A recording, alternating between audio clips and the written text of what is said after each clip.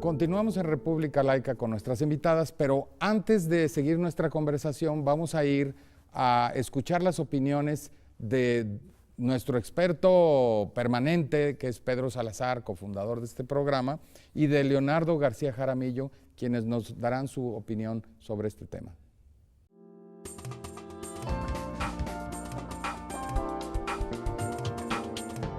Yo en particular estudié toda mi primaria y mi secundaria, es decir, todos mis estudios antes de ingresar a la universidad en un colegio confesional jesuita, ¿no? Y recuerdo que había padres cuyos hijos eran obligados, porque teníamos que ir, recuerdo, un miércoles cada 15 días a misa, a la iglesia pues, que había en el colegio, y los padres decían, mire, mi hijo no es católico, estamos en un colegio confesional, mi hijo no es católico, por favor, no lo haga ir a la iglesia, y no había, digamos, ninguna objeción, ningún problema, en fin. Entonces yo pensaría que en abstracto sí, y habría que mirar en casos concretos cómo se configura esto, porque no vería, digamos, que haya yo soy laico y defiendo la laicidad, no el ateísmo, entonces por eso creo que como liberal, digamos, habría que mirar en casos concretos cuando ese ejercicio de la enseñanza de la doctrina de alguna religión comporta o implica de afectaciones a otros derechos.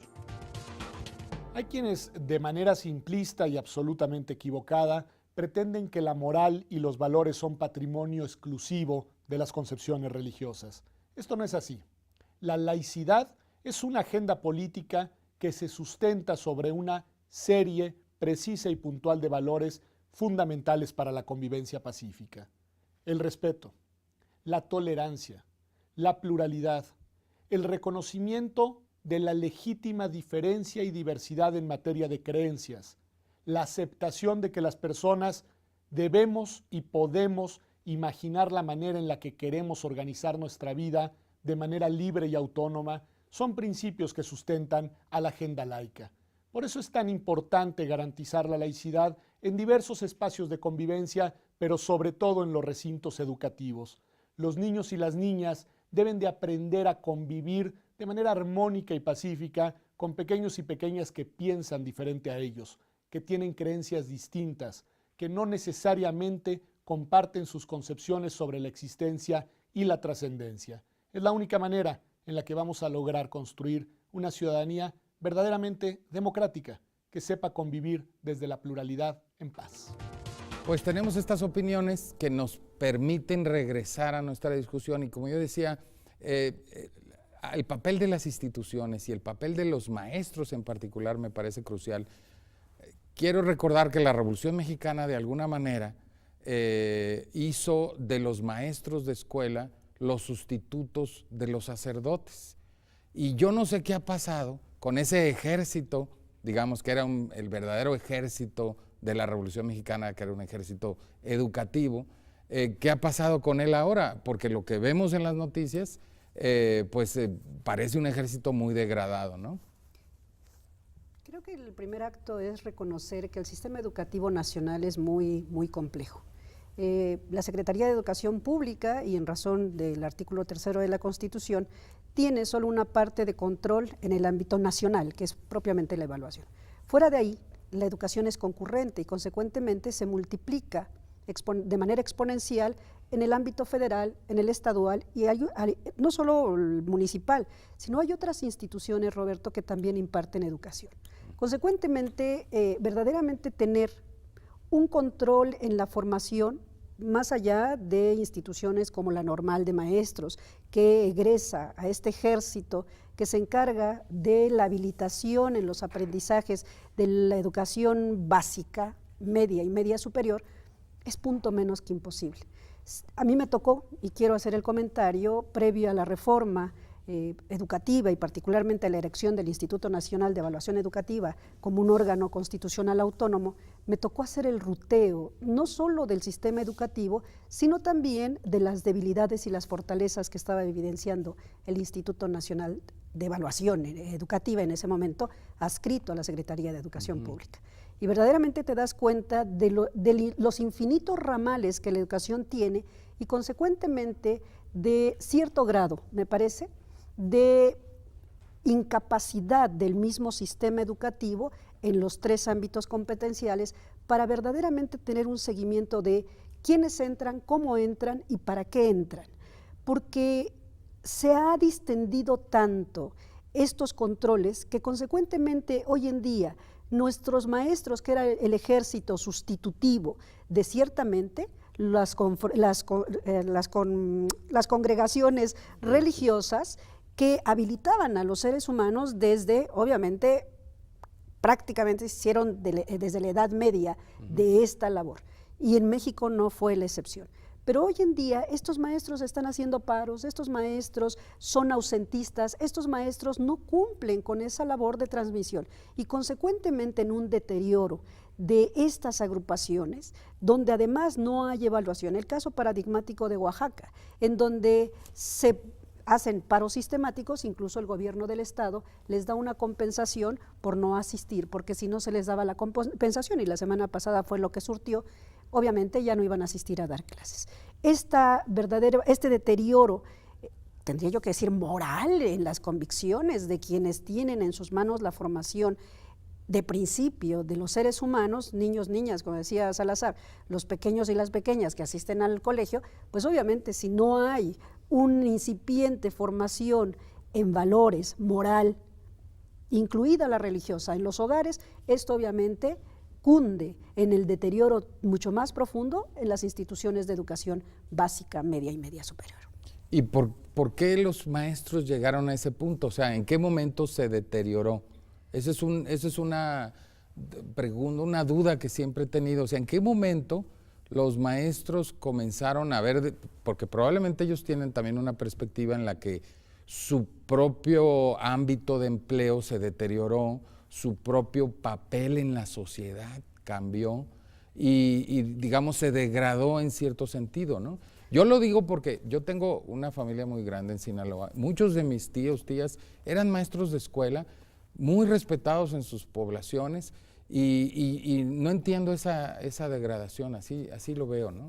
A ver, yo pienso que también hay un poco de exageración, es decir, efectivamente vemos en la televisión diario esta cuestión de grupos de maestros de algunos estados que tienen una conducta realmente vandálica y esto pues nos llena de estupor, ¿no? ¿Cómo puede ser que los maestros sean estos, sí? Sin embargo, esos no son todos los maestros de la República, ese es un primer punto. O sea, yo creo que estamos también, digamos, por que tomar distancia de una situación que puede ser, digamos, ir deteriorando también en demasiado, o sea, más allá de lo que realmente es, a la imagen del maestro. Ahora, ¿cuándo comenzó esto? Yo diría que uno de los aspectos que son importantes es digamos, la masificación de la educación pública, que hizo, digamos, que la educación, por ejemplo, a principios de los 30, en realidad todavía era una educación, digamos, muy limitada a la élite que se empezó a ampliar a través, digamos, de las políticas de los gobiernos revolucionarios. Entonces, digamos, lo que es la escuela primaria actual, digamos, está recogiendo un conjunto, digamos, de problemas que vienen de una sociedad completa, ya no son las clases medias que únicamente eran las que estaban, por ejemplo, en el Porfiriato o en los 20, ¿no?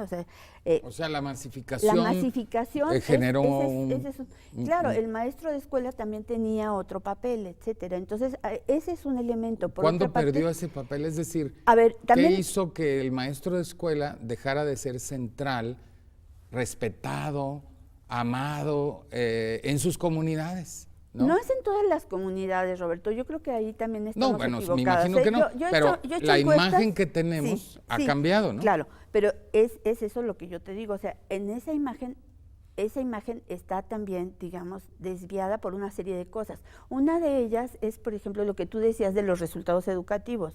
México, hasta la época del presidente Zedillo, digamos, las evaluaciones que se hacían, bueno, justo en el periodo de Zedillo se hizo una famosa evaluación que no se dio a conocer y que era comparativa con los resultados de otros países. Cuando a través de la OCDE, de la prueba PISA, empezamos a comparar los resultados educativos de los niños mexicanos con los de otros países de la OCDE, entonces viene también una situación en la que de repente nos estamos viendo en un espejo comparándonos con otros países de la organización a la cual pertenecemos, bueno, entre comillas. Pero está bien, ¿no? Que, sí, no, yo decir, no digo que esté mal, lo que digo es que eso también repercute, es decir, la idea que ahora tenemos de la educación pública me parece que es, digamos, también un poco injusta. Me parece que no se toma en cuenta una serie de cosas que sí se han dado, es decir, que el Estado mexicano ha hecho un gran esfuerzo por desde alfabetizar a millones de gentes que no estaban alfabetizadas, porque recordemos cuáles son los índices de alfabetismo. No, miren, yo creo que entonces, el esfuerzo de la Secretaría de Educación Pública, el esfuerzo del gobierno mexicano ha sido enorme en estas últimas décadas. Lo que precisamente contrasta es que a pesar de todos estos esfuerzos, ha habido un deterioro de la imagen y del papel.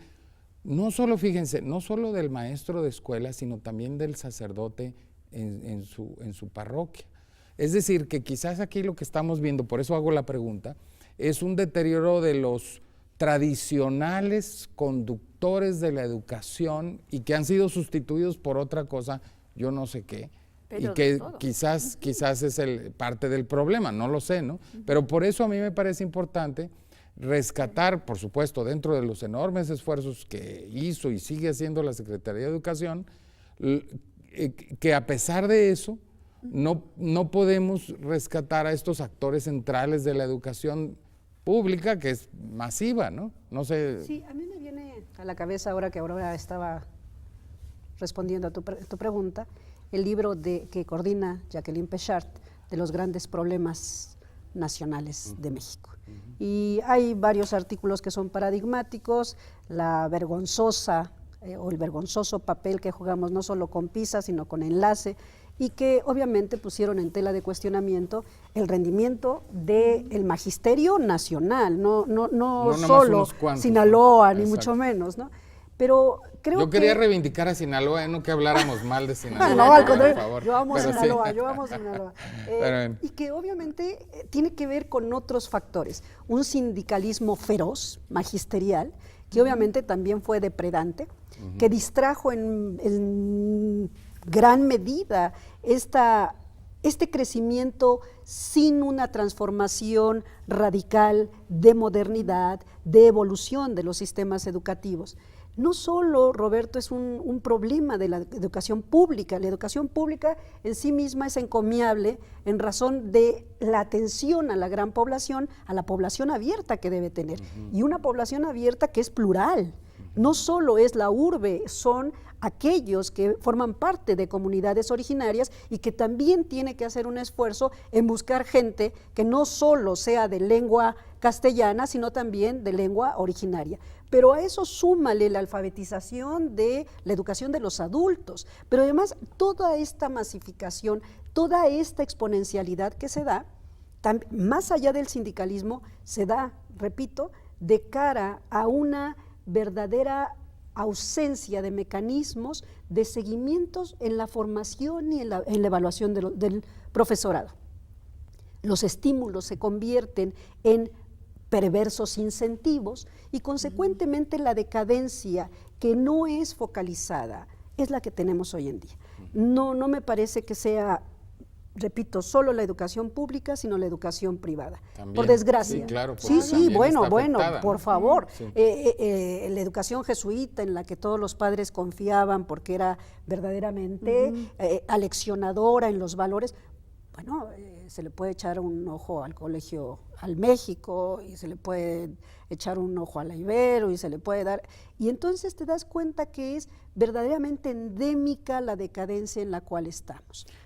Ahora, hay un problema, porque se nos está acabando el tiempo, pero me gustaría tocar uno o dos problemas más. Uno central, que es el de los valores, porque como quiera que sea, sí hay una discusión entre valores más conservadores, valores más liberales, dentro de las discusiones sobre qué se ofrece en la educación pública, ¿no? O sea, y ahí tenemos otra discusión. ¿Qué valores estamos vehiculando y qué estamos empujando? Porque no es lo mismo decir sí estamos a favor del derecho a la vida, ¿no? A decir sí estamos a favor del derecho de las mujeres a decidir sobre su propio cuerpo y la interrupción del embarazo, o sí estamos a favor de la educación sexual, o no queremos esa educación. Es decir, sí hay discusión sobre eso y no es lo mismo cualquier digamos, valor, y estamos todos de acuerdo en que todas las instituciones deben participar, pero al final de las cosas, ¿qué tipo de educación es la que estamos vehiculando? ¿Y cuál es la que está ganando? Y si eso nos está afectando en cómo vemos el mundo, ¿no? Bueno, yo pienso que ahorita tocaste un tema que es importante. Para otro programa, ¿verdad? Que es el tema de la educación sexual, por ejemplo, que es algo que se ha discutido muchísimo. Yo pienso que en México la tendencia ha sido irnos por los mínimos en la educación pública, lo cual es entendible porque necesitamos, digamos, ciertos valores que sean de consenso. Claro. ¿Sí? Entonces, ahora me parece que el acento se está poniendo en el tema de la convivencia. Y creo que eso es correcto y nos está indicando también la gran preocupación que hay por el problema de la violencia. Claro. ¿Sí? Es decir, si estamos viviendo en una sociedad absolutamente, digamos, violenta, etcétera, es lógico que se ponga el acento en valores que tienen que ver con la convivencia, que tienen que ver con la vida democrática, que tienen que ver con la necesidad de escuchar al otro, etcétera. Entonces nos falta eso mucho, ¿verdad? Nos falta mucho, y también nos falta mucho algo que es importante y que tiene que ver con algo que no hemos hablado aquí, que es la participación de los padres de familia en la escuela. Sí, claro. Es decir, los padres, si tú revisas en la Ley Federal la Ley General, de Educación, se dice de los comités de participación social que debe de haber en cada escuela, pero los padres tampoco saben participar. Claro. Entonces, y vamos a ver, como ya dijimos desde el principio, ¿qué valores traen los padres de familia a la escuela o que quieren que estén en la escuela? Vehiculando también otras cosas que no necesariamente son positivas, tienen que... 30 segundos para... Quiero decir que es muy complejo porque también hay una reivindicación del papel de la mujer en la vida económica y consecuentemente no es el papel que en el caso de tu servidora, una madre que educó a 8 hijos, claro, y consecuentemente que estaba ahí para educarlos y para estar supervisando cómo crecíamos. Hoy en día las mujeres están fuera de casa y consecuentemente papá también está fuera de casa y claro, cómo van a asistir a estos organismos. Pero yo quiero decirte algo, que de eso tengo la plena convicción. Los valores que tenemos que fomentar en la sociedad son no solo libertad sexual, sino responsabilidad reproductiva, claro, porque todos los derechos son duales y claro, consecuentemente también es muy acomodaticio en el discurso, que llega a ser retórico, cuáles son estos valores que tienen que vivirse y verdaderamente practicarse claro, en la democracia, que son los valores liberales, 100%. Libertad con responsabilidad. Claro, me gusta esa totalmente. Final. Muchísimas gracias por su colaboración con nuestro programa. Estoy seguro que la República Laica evidentemente tiene todavía muchísimos temas que discutir. Les agradecemos a todos haber estado con nosotros y regresamos después de este corte para las conclusiones. Pues como hemos podido ver, la educación no comienza en la escuela, comienza en la casa, comienza en las familias, en los distintos tipos de familia que tenemos, y luego en efecto vamos a la escuela, vamos a los distintos tipos de escuela en donde tenemos muchos tipos de educación, muchas formaciones, pero no es todo, sino que además después de la escuela hay muchos otros elementos que nos están educando, muchos elementos que nos están mandando señales de cómo comportarnos y de qué valores son los que están predominando en nuestra sociedad, cuáles son los valores que los jóvenes piensan que deben de seguir. Una situación muy compleja en donde ciertamente la escuela, a la que probablemente le hemos querido atribuir demasiado, no necesariamente puede cumplir. Quizás tendríamos que entender eso para tratar ahí sí de reformar la educación, no solo en la escuela, sino en toda nuestra sociedad. Muchas gracias por acompañarnos. Los esperamos la próxima semana.